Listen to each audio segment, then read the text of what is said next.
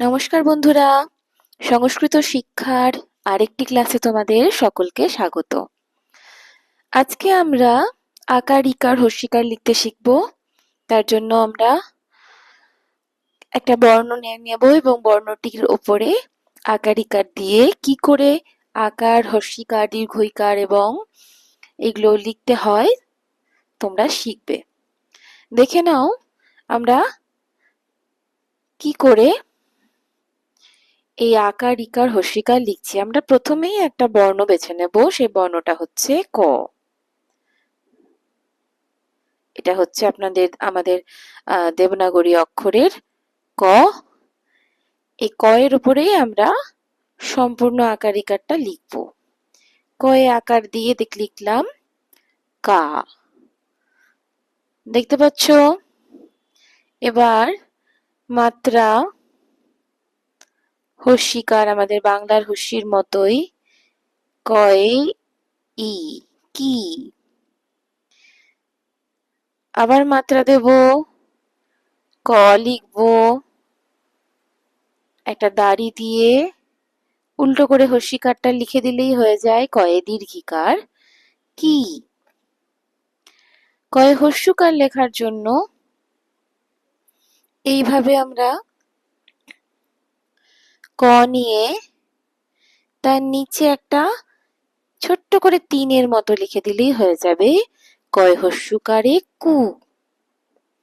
আবার লিখবো, মাত্রা দেব ক, এই ক লিখলাম। এবার লিখবো দীর্ঘ, ভালো করে দেখো, উল্টো করে তিন লিখে দিলেই হয়ে গেল কয়ে দীর্ঘ কু।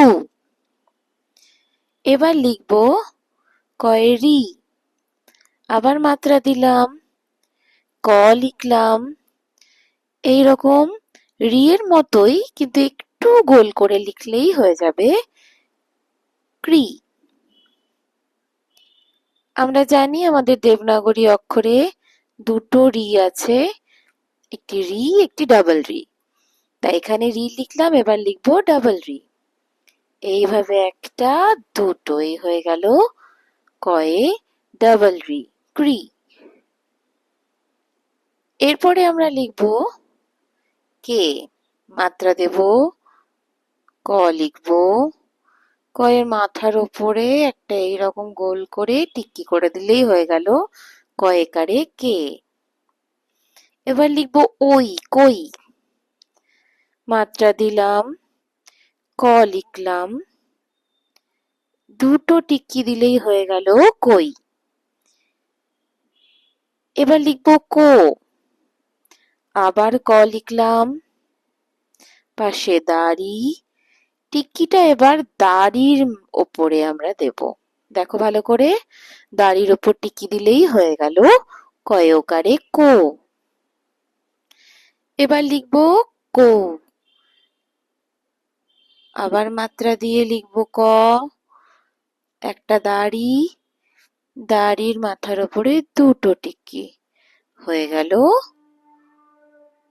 কৌ। এই আমাদের আকার ইকার হর্ষিকার দীর্ঘিকার, হর্ষু দীর্ঘ রি ডাবল রি এ ওই ওকার আর ঔকার, এই হচ্ছে আমাদের আকার ইকার। আবার একবার ভালো করে শুধু ছোট্ট করে লিখে নি, দেখে নাও। এই হচ্ছে আকার, এই হচ্ছে আমাদের হর্ষি, এই হচ্ছে দীর্ঘি, তিনের মতো করে বললাম হর্ষু, উল্টো করে তিন লিখলে দীর্ঘ, এই রকম রি ডাবল রি, মাত্রার ওপরে একটা টিক্কি এ, মাত্রার ওপরে দুটো টিক্কি ওই, মাত্রার ওপরে মাত্রা একটা দাড়ি, দাড়ির ওপরে টিক্কি হচ্ছে ওকার, আর দাড়ির ওপরে দুটো টিক্কি দিয়ে দিলেই হয়ে গেল ঔকার। আমাদের আকার ইকার লেখা শেখা হয়ে গেছে। এবার তোমরা এই আকার ইকার দিয়ে যে কোনো শব্দ গঠন করতে পারবে। প্রথমেই তোমরা নিজের নাম, বাবার নাম, মায়ের নাম, ঠিকানা, বিদ্যালয়ের নাম, এইসব লেখা অভ্যেস করো। আজকের মতো এইটুকুই বন্ধুরা, ধন্যবাদ।